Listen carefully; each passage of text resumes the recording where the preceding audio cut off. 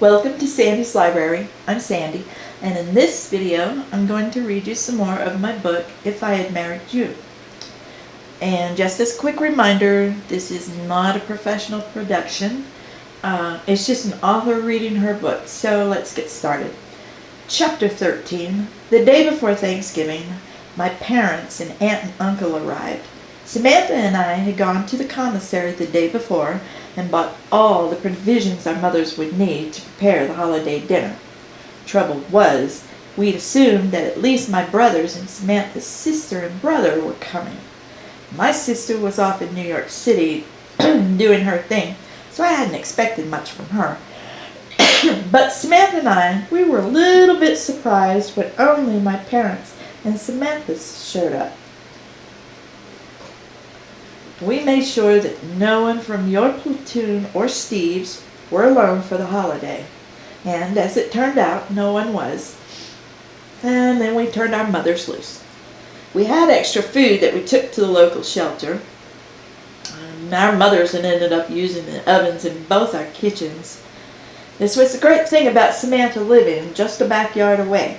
As for me, I was taking advantage of Samantha's offer by sitting at the dining table. Junior was next to me in his swing. All the while I was mindfully watching Samantha to make sure she kept up her end of the bargain. I was counting on doing nothing that day except eating and taking care of Junior, and I was glad the morning sickness hadn't set in yet. To Samantha's credit, she kept up her end of the deal. I was glad we didn't drive up to Wistful Falls for the holiday. I was really looking forward to sleeping in our bed that evening. Plus, I didn't want to have to hurry home the day after Thanksgiving because you had promised to call on Friday. Cell phones and email were still a few years away from becoming the norm. So, back then, an Army wife was basically tied to the house when her husband was deployed or out in the field, if she wanted to talk to him anyway. I know I sure wanted to talk to mine. While I was sitting there preoccupied with a little bundle growing in my belly, I decided that having holiday dinners at our house was a good idea. If I couldn't be with you, at least I could sleep in our bed. I'll admit that I was feeling sorry for myself because I had to tell you over the phone. It wasn't fair that I wouldn't get to see your face when I told you the news. Fate had other plans for us, though, as I found out at the Thanksgiving dinner table. My mother had been grinning like a Cheshire cat all morning, but I'd been too preoccupied to notice it. By the time I caught sight of my mother and my Aunt Helen giggling like schoolgirls, I had to ask, "What's going on?" My father chuckled. "Go ahead, Grace. Tell her." He pointed at my mother, then looked back at me, where his eyes stayed for a few seconds, before glancing back at my mother again. "Hurry up," he said to her, "before your head explodes." Samantha and I looked at each other, then to our mothers. They in turn looked at each other and then back at us. The seemingly permanent grins they'd been wearing all morning widened as they said in unison, "We have a surprise for you girls." They were exceedingly proud of themselves, too. Immediately, I became suspicious. They were definitely up to something, and I didn't like not knowing what it was. "Okay, spill it," Samantha said. "Lay it on us." She, too, had learned to cut to the chase where our mothers were concerned. "It's about New Year's," Aunt Helen said. "New Year's?" I asked. "Did you want us to come home for Christmas?" I really wanted to stay home in our house. Finally, my dad put us out of our misery, saying, "Pack your bags, we're going to Hawaii for New Year's." Hawaii? The thought ran chaotically through my head. Hawaii? Who didn't want to go to Hawaii? It's just that I thought I'd be going there with you, not my parents. But there was that whole newfound pregnancy thing that none of them knew about. And if this time was like anything last time, pretty soon a wicked bout of morning sickness was going to kick my ass. "Who's going to Hawaii?" Samantha asked. It was definitely a question I was anxious to hear the answer to. It couldn't be me. "We're all going," my mother said to me. "All of us. The whole family." She cut her eyes back and forth between myself and Samantha, then added, "Well, save your siblings. They won't be going." I sighed, shaking my head. "Mom, I can't go to Hawaii," I said. It was a pretty picture, but I couldn't possibly fly halfway around the world, and a baby to take care of, and another one on the way. And I hadn't even had a chance to tell you about our new little peanut. "Dear, you have to go," she said. "No, Mom, I don't." I wasn't harsh, just realistic. "I have far too much going on here, more than you could possibly imagine." I shook my head. "I can't." She asked, "Not even to see your husband?" A look of satisfaction lit my mother's face when she added, "Not even to renew your vows?" And Helen got all excited then. "You too, baby," she said to my cousin. "We're taking you girls to Hawaii." Then her gaze drifted between myself and Samantha. "We'd like to watch you girls renew your vows." As it turned out, my parents had learned from yours that you were given a 5-day pass from December 29th through January 2nd, but only to Hawaii. You happened to tell your parents first because you found out the day you were able to get a call through to them. That's when both our parents got together and devised a plan for me and Junior to meet you there, along with both our parents, all the while keeping this surprise from me until today, Thanksgiving. Looks like my mother had found a way to plan a wedding after all. Things kind of ballooned from there. When Aunt Helen found out about our parents' plans, the next thing you know, our maid of honor and best man, along with my aunt and uncle, were going to be there too, for a double ceremony. That's when I decided to keep my little secret until I could share it with you in Hawaii. I wanted to let you tell our parents. Samantha may have found out first, by default, but I was determined that you would be the second. Chapter 14. We arrived at the Honolulu airport a little after 2 o'clock on the afternoon of the 29th. When we passed through the baggage claim area, I saw you and Steve standing by the carousel that had been designated for our flight. Junior was in my arms. I squeezed him gently and pointed, saying, "Look, baby, there's your daddy." You had fresh flower lace draped over your forearm. One by one, you draped the lei around both our mothers' necks, and when you got to me, you smiled and kissed me as you draped the last one around my neck. Still hugging me and Junior, you said, "I am so incredibly happy to hold you in my arms again." "And I'm equally happy to be here," I said, trailing my fingertips along your jawline. "There's no better place to be than in your arms." "How's my boy?" you asked, gazing down at Junior. About to be a big brother blew through my thoughts. I wrangled that notion in and said, "Missing his daddy." Then I handed Junior off to you. You took him without complaint, and we all headed for our hotel on Waikiki Beach. Inside the room, I opened my suitcase to retrieve the gift I'd brought for you. You and Junior were standing by the doorway, and you were talking to him, and he was giggling, something he'd just started doing. I grabbed the gift I brought you from my bag. "I have a belated Christmas present for you," I said, holding a small, festively wrapped square box out to you. Its gold bow complemented the mostly red wrapping paper. "I've got something for you too," you said, as a grin spread across your face. You started toward me and added with a devilish laugh, "I think I can get my mom to take care of the baby for a while." I shoved the present into your hand, took Junior and said, "Open your present, Lieutenant." Well, all right then, Miss Bossy," you chuckled as you lifted the lid. Seeing the baby blue and pale pink tissue covering the contents did not clue you in the least bit. You glanced up at me with a curious eye, mouthing the word, "What?" as you fingered back a piece of the tissue paper, then another. I glanced down at the box, and you did the same. Soft yellow booties inside were in plain sight now. Your eyes widened and your mouth dropped open as you glanced back at me. Your brow furrowed as you studied my face. Finally you asked, "Are you?" I sighed with a slight nod. Apparently, you Army types are really good at hitting your targets. In an instant, Junior and I were in your arms. You kissed me, then threw your head back and laughed. When your eyes landed back on mine, you said, and it was no question, "How did I get so lucky?" "You okay?" I asked. I know we wanted to space the kids out a little more, but I searched your eyes. I thought I saw delight in them, but I had to be sure. "How can we look at Junior?" My words trailed off as I glanced down at my still flat belly. I kept my eyes there for a few seconds before looking back up at you again and asking, "How can we look at that little boy and think about doing anything but having this baby?" Your happy smile and laughing eyes told me all I needed to know. Still, you said, "This new little peanut is a product of our love." The seriousness in your tone faded as you goosed Junior and said to him, "Dude, you're going to be a big brother." Junior giggled as if he knew what you were talking about.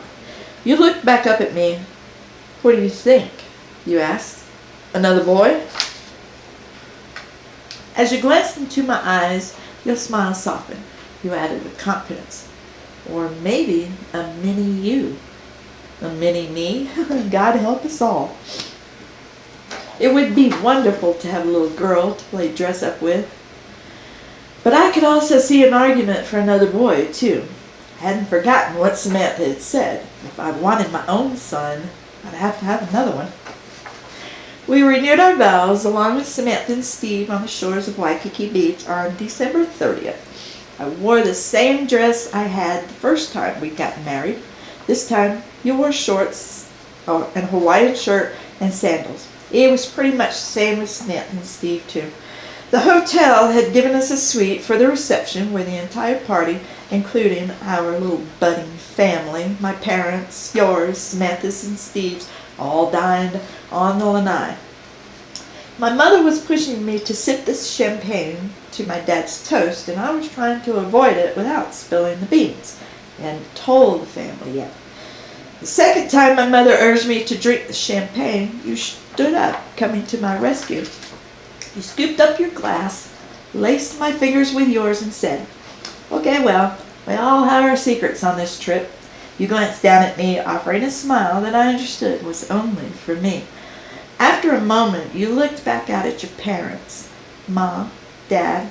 Then your gaze drifted to mine, Lou, Grace.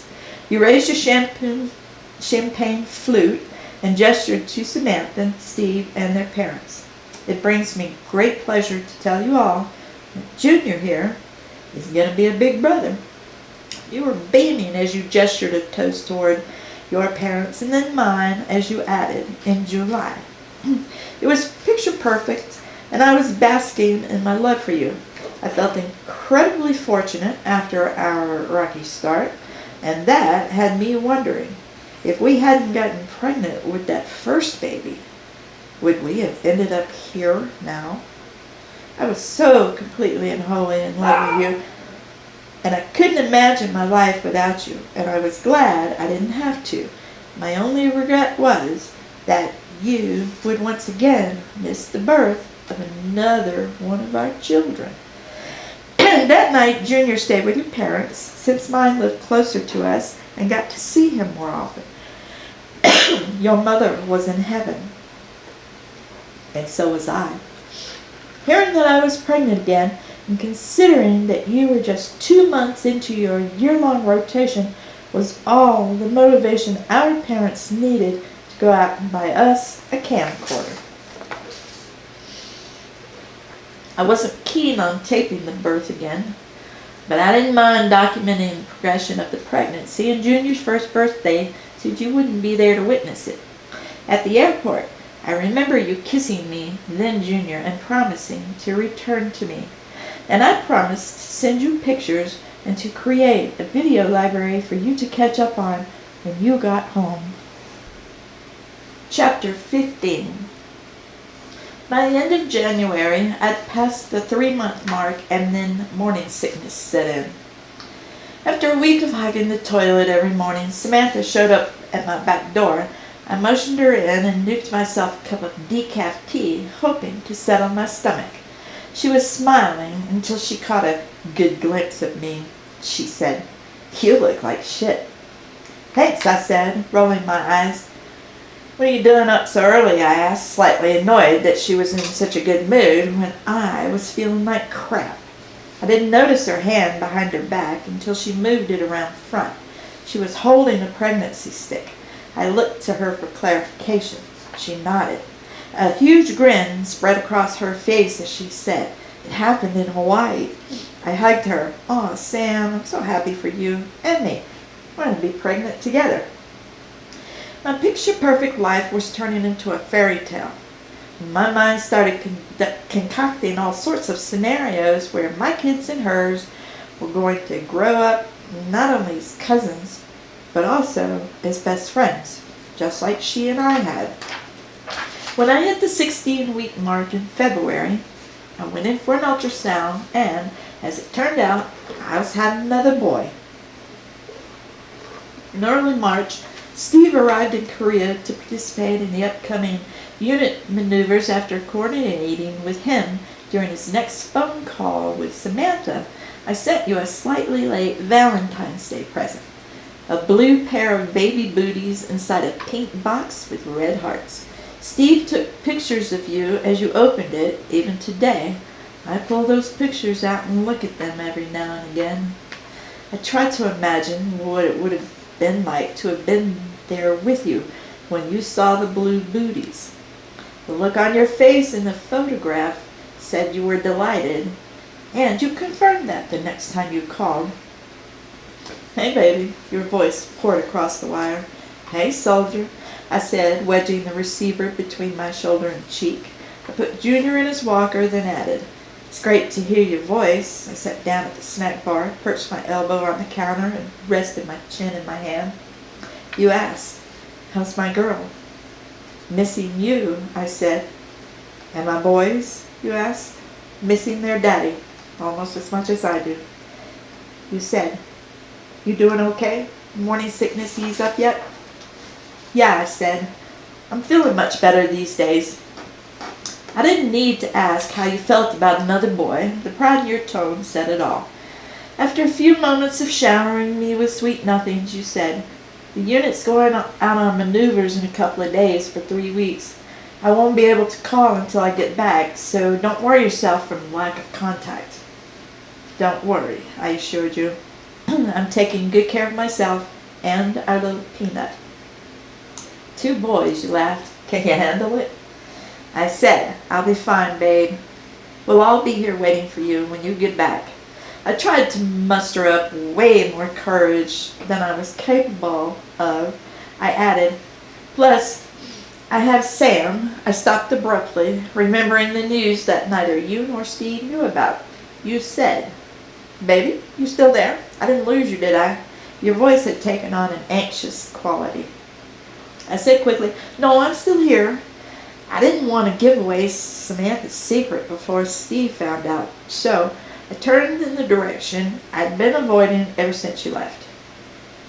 There was an ocean separating you from me, Junior, and the new baby I was carrying, and I couldn't let you know just how much that hurt me because I needed you 100% focused on your job. I said, "I'm just trying to soak up enough of your voice to last me till the next time you call." I chuckled to lighten things up. "At least 3 weeks, right?" "At least," you said. I remember feeling incredibly sad that I wouldn't be hearing from you for at least that long. And I'm not sure what came over me when I said, "I know a secret." The words simply fell out of my mouth, and I was mortified. I clammed up tight. "And?" came your response. "Well," I hesitated, feeling bad about saying something in the first place. "It's really not my secret to tell, so you can't say anything." "Okay, now I'm curious." Your tone stiffened. What the hell is going on? "It's Samantha," I bit my tongue as I said it. "Steve finally hit his target." Your tone had calmed considerably when you said, Oh, yeah? There was a dash of approval in your voice when you added, "That ought to be fun for you and Samantha." "Yeah, it will," I said. "You won't say anything, will you?" "No, sugar." Your voice reached across the wire and soothed my nerves. "I'll let him tell me before I offer congratulations." "I love you," I remember saying. "And I love you back. I can't wait to hold you in my arms again," you said. "Ditto," I said. "I'll talk to you soon, darling." And that was my cue. You had to hang up now. "Come home to me," I said, just as the line went dead. A week into the unit's field maneuvers, Samantha and I and some of the other wives were banding together for comfort, since we knew we wouldn't be hearing from our guys until the exercises were over. And it's true what they say, misery does love company.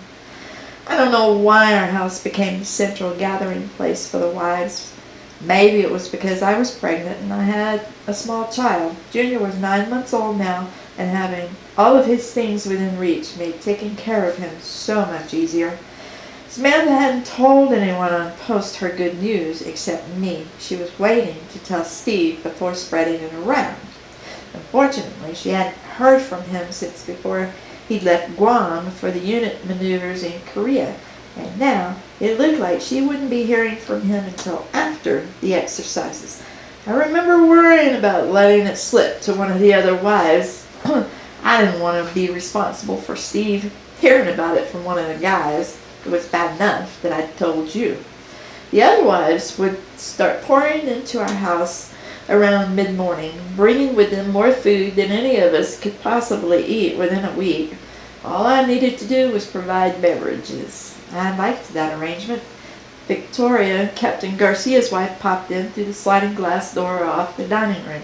She handed me a warm casserole dish and patted my growing baby bump.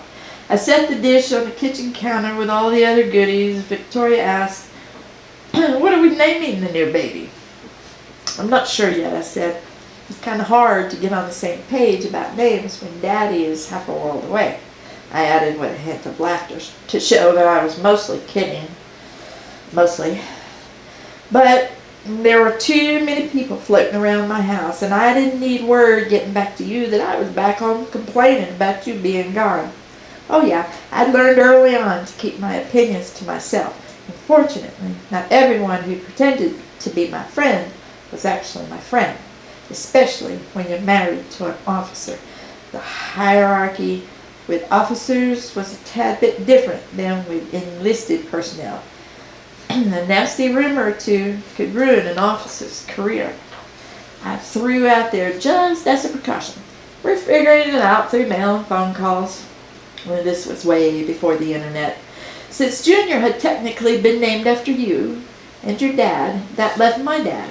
And yeah, I didn't mind Lewis being our son's middle name, but I wasn't keen on it being his given name. The reason may have been that I'd always known my dad had never liked his name. We'd been throwing names back and forth in letters, but as of yet, none of them were speaking to us. Tiffany Franks appeared at the sliding glass door off the dining room, where she proceeded to bang on it. Her husband was a sergeant under your command. I waved her in, asking, "Tiffany, what's up? Are you watching the news?" Her tone was as rattled as her demeanor. "No, why?" I checked my watch. 10:30 a.m. Was there even news on at that time of day? Maybe on cable. There was a helicopter crash in Korea from our unit. Her eyes bulged as she spoke. 2 dead, 4 injured. It's all over the news. I can't believe you haven't heard. Tears spilled over from her eyes. "You're the XO's wife. Can you find out if Rick's okay?" Warning bells and alarms blared inside my head, but I couldn't let the wife of a soldier under your command know just how rattled I was. I sucked in a deep breath and ordered myself to say calmly, "I'll do what I can, but I don't know when we'll know anything definitive." Gently, I laid my hand on her shoulders and turned her toward the sliding glass door. "So why don't you go on back home, and I'll call you as soon as I hear anything." Tiffany stepped across the threshold, and I watched her take the 2 steps down to the yard. She walked away. She turned to look over her shoulder with tears in her eyes. She asked, "You'll call as soon as you know something?" I nodded and closed the sliding glass door. I went to the family room to turn on the TV and found the cable news channel that had an image of our post and a ticker at the bottom that read, 2 dead, 4 injured, soldiers based at Fort Mitchell in Paradise Grove, Texas. This niggling feeling rose up in my gut. I needed to call someone, but who? If it turned out that you were one of the dead, did I really want to hear that? While I was trying to figure out who I should call, or if I should even call at all, our phone rang. My heart thudded, pumping hot blood up to scorch my cheeks. Where had I left that damn phone? Kitchen counter. I headed that way. I answered it on the 3rd ring with an uneasy, "Hello?" "How's my sweetheart?" you asked. My knees turned to mush as I was overcome with relief.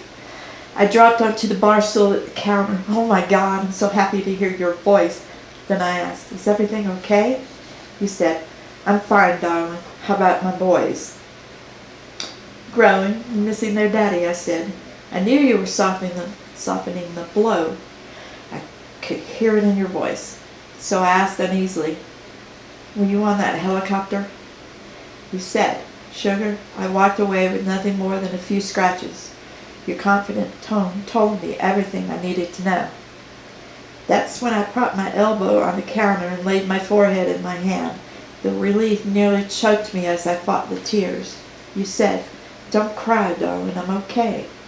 I sucked in about a gallon of courage, which helped me to ward off the tears. I smiled when I said, "Thank God." I was so worried when I saw the news report on TV. I was so relieved that I'd almost forgotten there were dead and injured soldiers from our post. Do you know what happened and who's involved? That's part of the reason I'm calling. There was regret in your tone. We've got 4 injuries and 2 deaths. Tiffany Franks was by here earlier, I said. Can you confirm Sergeant Franks' status? He's fine, you said. Let her know. He'll get a call to her as soon as he can. I breathed in a sigh of relief. I was glad I didn't know who the deceased were. If they happened to have a wife and she showed up at the house, I'd never be able to keep quiet. The Army has protocols for that sort of thing, and I was glad of it. I sure didn't want to be the one to tell somebody that their spouse had died. Are you sure you're okay? I asked, trying to make small talk. As the XO, you were probably making the necessary phone calls back to the States, and had simply managed to sneak a quick one in to me just to let me know you were all right. I'm fine, you said, and the silence settled between us. Okay, I said, as anxiety crept up my back. There's obviously more, so lay it on me. You said, baby, it's Steve. What about him, I asked, even though I already knew. It wasn't hard to figure out. He's one of the deceased from the crash. A second or two fell between that and your next statement. I'm accompanying his body back to Fort Mitchell. Normally, you wouldn't have told me the name of a deceased soldier before immediate family notification had been made. But later, I learned that your CO thought it might be better coming from me than a stranger, since I was Samantha's family. Oh my God, I hopped off the bar stool and ran upstairs to our bedroom where I shut the door. Only then did I feel isolated enough to say, he never got to talk to her. He doesn't even know he's going to be a father. No, you said reassuringly. He lived long enough for me to tell him. Baby, he was so happy to hear that news. You paused for a bit, and I knew you were working on burying your emotions. It's what any good soldier, especially an officer, would do. Finally, you added, I promised him we'd look after Samantha and the baby. Of course we would. Samantha was family. I asked, when are you coming home? And to be honest, my feelings of joy over the possibility of seeing you again wrangled with the guilt that those ecstatic feelings brought because Jason Stevens, the love of my cousin's life, was gone, and I had to tell her. There was no way I was waiting for the suits to come to her door. We'll arrive on Friday, a little before noon, you said, and a persistent knocking at our bedroom door followed your words. Hang on, I said. Somebody's at the door.